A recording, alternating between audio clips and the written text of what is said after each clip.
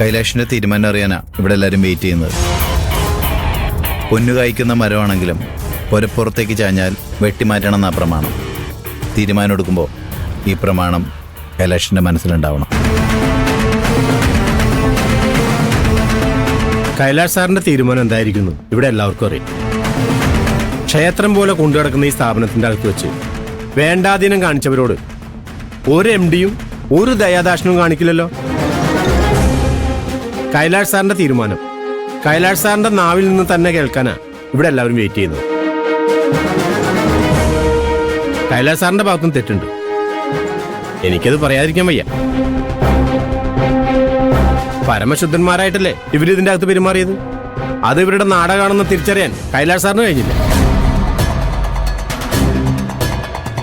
ഈ രണ്ടും വെറും പഞ്ചപാവങ്ങളാണെന്ന് സാറ് വിശ്വസിച്ചു.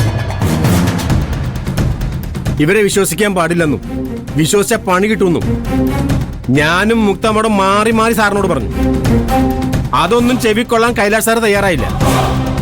അതാണ് കൈലാഷ് സാർ ചെയ്ത തെറ്റ്. ഏതോ ഒരു നാട്ടിൻപുറത്തുനിന്ന് വന്ന മാലാക. ചതിയും തട്ടിപ്പും തൊട്ടു തീണ്ടിയിട്ടില്ല, കള്ളം പറയില്ല, കാണിക്കില്ല. ഒറ്റ വാക്കി പറഞ്ഞ തുമ്പപ്പൂ പോലത്തെ പരിശുദ്ധ. ഇതൊക്കെ ആയിരുന്നില്ലേ ഇവളെ കുറിച്ചുള്ള കൈലാഷ് സാറിന്റെ വിശ്വാസം.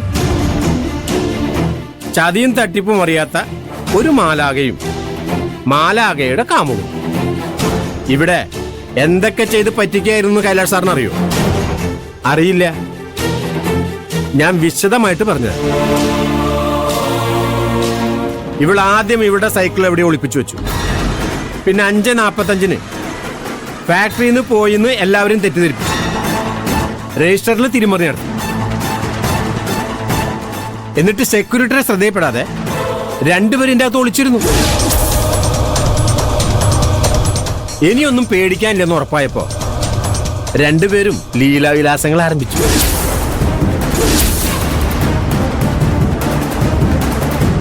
തുമ്പപ്പൂ പോലെ പരിശുദ്ധമായ മാലാകുഞ്ഞിന്റെ കുൽസിത പ്രവർത്തനങ്ങളാ ഞാനിവിടെ വിശദീകരിച്ചു.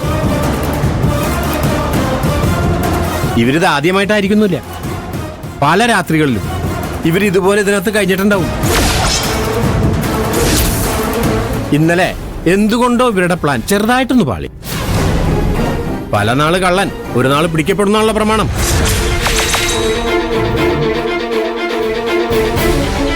പെമ്പിള്ളേരെ പാട്ടിലാക്കാനുള്ള ഈ പ്രിയന്റെ കഴിവ് അത് സമ്മതിച്ചേ പറ്റും.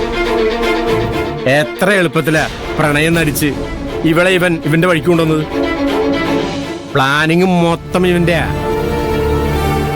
ഇവളെ കൊണ്ട് അതെല്ലാം അനുസരിപ്പിക്കാൻ ഇവന് കഴിഞ്ഞു.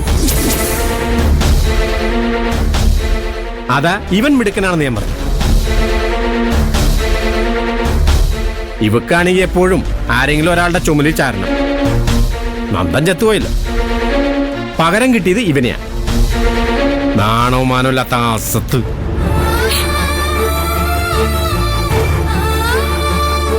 കരുണാകരൻ സാർ ഇവിടുത്തെ പ്രൊഡക്ഷൻ ചീഫ് ജോലി വിട്ടിട്ട് പൈങ്കിളി നോവൽ എഴുതാൻ പോണം. ആ മേഖലയിലെ കരുണാകരൻ സാറിന് നല്ല ഭാവിയുണ്ട്. കാരണം അത്ര പെർഫെക്റ്റ് ആയിട്ടല്ലേ സാർ കഥ പടച്ചു വിടുന്നത്. പക്ഷെ കരുണാകരൻ സാറ് ഇപ്പോ പറഞ്ഞ കഥയില് ചെറിയൊരു ലൂപ്പ് ഹോൾ ഉണ്ട്. സൈക്കിൾ ഒളിപ്പിച്ചു, രജിസ്റ്ററിൽ തിരിമറി കാണിച്ചു, എല്ലാവരുടെയും കണ്ണുപിടിച്ചു. ഇത്രയും ബുദ്ധിയുള്ളവർക്ക് മറ്റുള്ളവർ അന്വേഷിച്ചു വരാതിരിക്കാനുള്ള മുൻകരുതലൂടി എടുക്കാൻ കഴിയില്ലേ? പ്രിയന്റെ അമ്മ ആശുപത്രിയിലാണ്, ഞാൻ കൂട്ടിരിക്കുകയാണെന്ന് പാറുവിനെ വിളിച്ച് പറഞ്ഞാൽ മതി. ഹോസ്റ്റൽ വാർഡനോ കൂടെ താമസിക്കുന്ന കുട്ടികളോ പിന്നെ അവളെ അന്വേഷിക്കില്ല. അതുപോലെ ഞാനോ ജയന്തിയോ സൗസവോ ആശുപത്രിയിലാണെന്ന് പ്രിയന്റെ അമ്മയെ വിളിച്ച് പറഞ്ഞാൽ മതി. പ്രിയന്റെ അമ്മ പിന്നെ പ്രിയനെ അന്വേഷിക്കില്ല.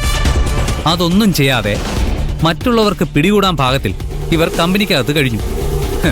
കരുണാകരൻ സാറേ, കഥയുണ്ടാക്കുമ്പോൾ ഇനിയെങ്കിലും ലൂപ്പ് ഹോൾ ഇല്ലാതെ കഥയുണ്ടാക്കണം. ശരിക്കും നടന്നത് എന്താണെന്ന് ഞാൻ പറഞ്ഞുതരാം.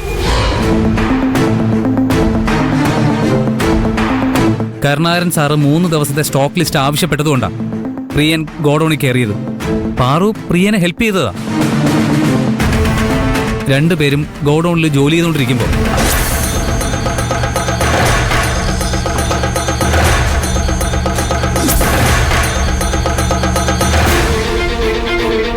രണ്ടുപേരും ഉറക്കെ വിളിച്ചു. പക്ഷെ അത് കേൾക്കാൻ കമ്പനിക്കകത്ത് ആരും ഉണ്ടായിരുന്നില്ലല്ലോ.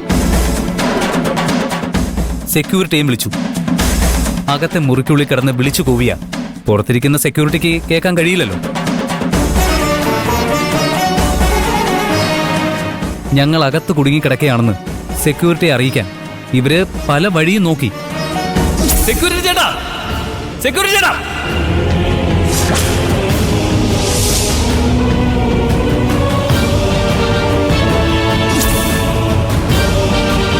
പക്ഷേ അതൊന്നും സക്സസ് ആയില്ല. ആ സമയത്ത് കറണ്ടും പോയി. ഒരു മെഴുകുതിരി സംഘടിപ്പിച്ച് ഇവര് കൊളുത്തി വെച്ചു. ആ മെഴുകുതിരി വീണ് ഇവളുടെ ധാവണി കത്തിപ്പോയി.